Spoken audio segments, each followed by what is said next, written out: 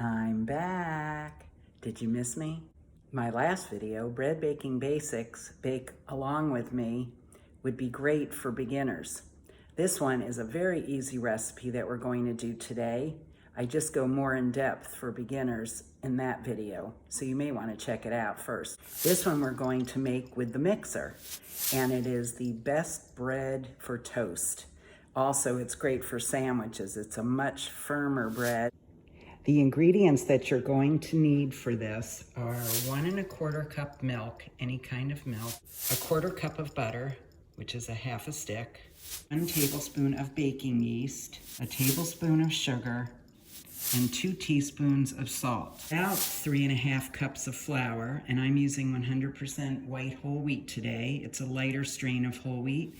You can make this with all-purpose unbleached or a blend of whole wheat and unbleached all-purpose. To warm the milk up, and a loaf pan for later.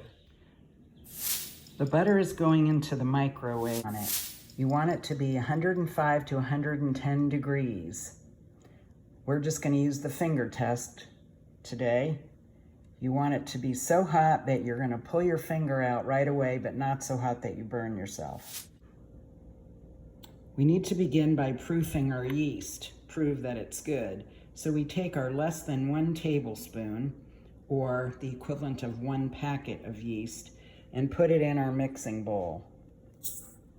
To this, we are going to add our tablespoon of sugar, and we're going to add water. That is, again, 105 to 110 degrees, about 2 tablespoons. Okay, we did the finger test on the water, just like we did with the milk, 105 to 110 degrees. Okay, we've just added our 2 tablespoons of water to the yeast and the sugar, and we'll just give it a little stir to get it started. And we're going to wait a few minutes and make sure it proofs. It proves that it's good yeast and that we can proceed. Look at those great bubbles and that foamy look. Okay, we're ready to add our milk. I've put the paddle attachment on the mixer. Whenever you're baking bread, you always want to start with the paddle attachment. We'll switch to the dough hook later.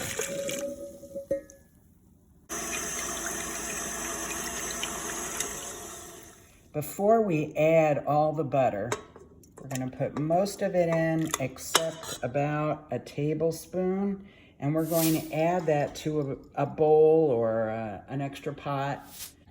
So just, you can turn that upside down in there so all that butter drips in there. All right, so we've got our butter in there, and now we're going to start to add the flour. I'm going to start with about a cup, and then we're going to gradually reduce that. Now that there's some flour in there, I'll add the salt.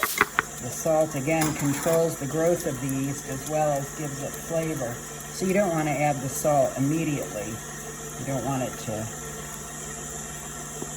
kill the yeast. All right, there's about another cup.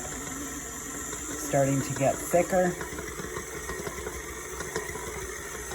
Now, whenever you're making a recipe with the mixer, you want to wait until the dough clumps on the paddle. Let's add about a half a cup this time. Are you getting dizzy? Okay, now we're starting to get a clump. The dough has attached itself to the paddle. So now it's time to switch to the dough hook for the kneading process. We're going to take this off and put on the dough hook. Is great for kneading the dough, which means we're going to develop the structure with it. Okay, we always knead on a very low speed, no higher than 2. And you can see how just from mixing the dough, this is looking really good. It's picked up all the flour on the side of the bowl. There might be a little on the bottom.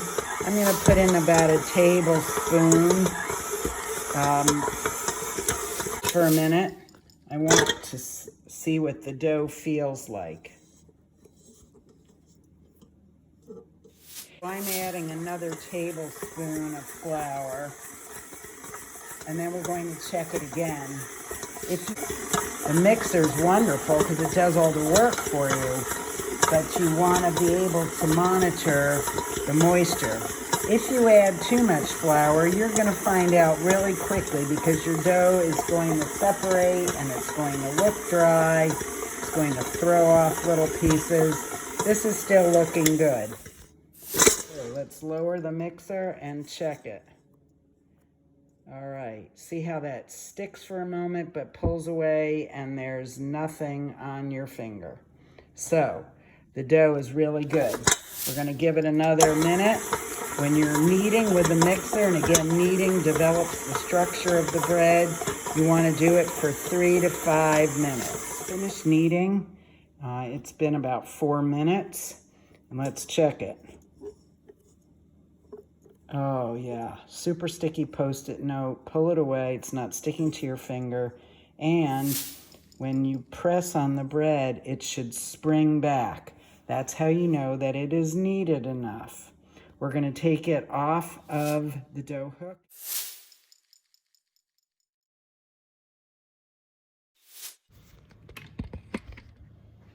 Okay, we're gonna take the dough out of the bowl. That beautiful dough. Okay, just very lightly, super lightly, flour. We're talking about less than a teaspoon. Now, if you just wanted to put it in the bowl to rise like this, that would be fine. We're going to take our butter out and we would just give it a swirly and swirl it around. And that would be fine, but these little lines that are in there will come out in our bread shape. So if you want it to have a smooth top, you need to have a smooth side. So I'm going to finish it by kneading it by hand, which is just and turning and folding and continuing to do that so that you have one nice smooth side. And it doesn't need to be done very long. And the reason you don't want much flour on the counter is because you don't want to add too much flour and have it dry out. And then we can just roll it around like this. And so now we have this beautiful smooth side, and we're going to take that in our bowl and swirl the butter around. Just give it a swirly there.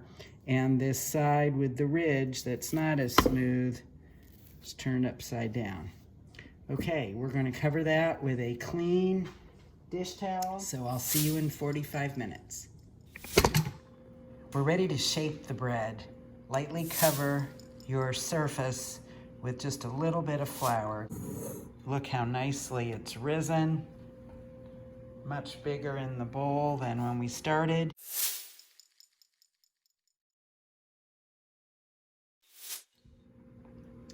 When we kneaded the bread and we pressed on it, it would spring back. That told us that it had kneaded enough. But now, to know that it's risen enough, we check it by pressing on it. If it stays indented, then it has risen enough, and you can proceed with shaping it. Okay, we're going to dump this out.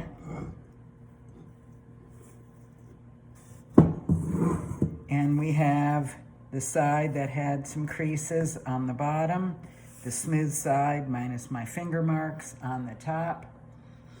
And we're going to press that into a rectangle. We're pressing out the air bubbles that are in there. There are different ways to do it, but the important thing is we want the smooth side down. We're going to roll it over, and as we roll it over, you want to press that air out. if you don't roll it tightly, this is what happens. You get air pocket holes or creases. Still edible. Get that done. All right, and then we're gonna push down, kind of tuck in the sides. So we have this nice loaf and it feels symmetrically even. We don't have big lumps or humps. We're going to put it into the pan and press it down.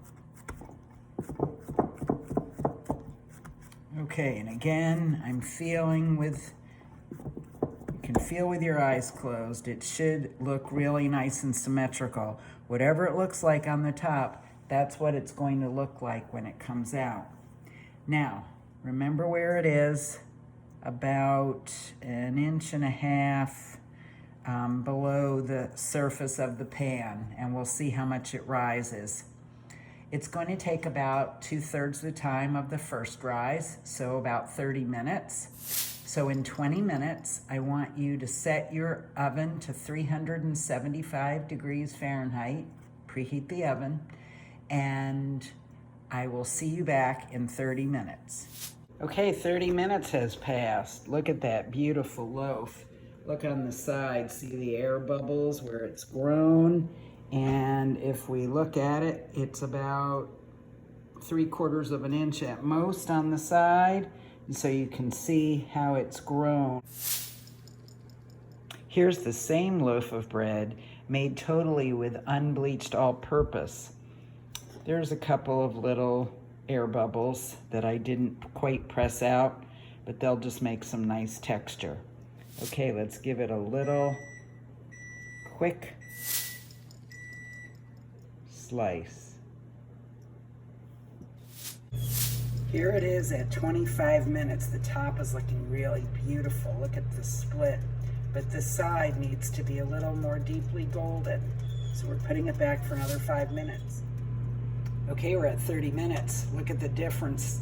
The color has deepened on the side and it looks great. It's ready to come out of the oven. Look at the slit we made. Remember, it wasn't spread apart. Well, as it started to grow in the oven, it spread and it looks great. And see how nice and smooth it is?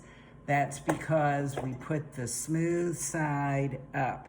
And that's the way it should be if you have greased it well enough. Now I want you to know, you can tell that it's done because of the beautiful golden color on top and bottom. Listen to the sound. It should sound hollow like a drum. That's how you know that it's done. And there's our folded side. So now we're going to let this cool thoroughly. Then we're going to slice into it. It makes great slices with a serrated knife. Here's the unbleached all-purpose white loaf. You can see a couple of the little air bubbles just added texture. And that is a really nice looking loaf. And it got really nice and high.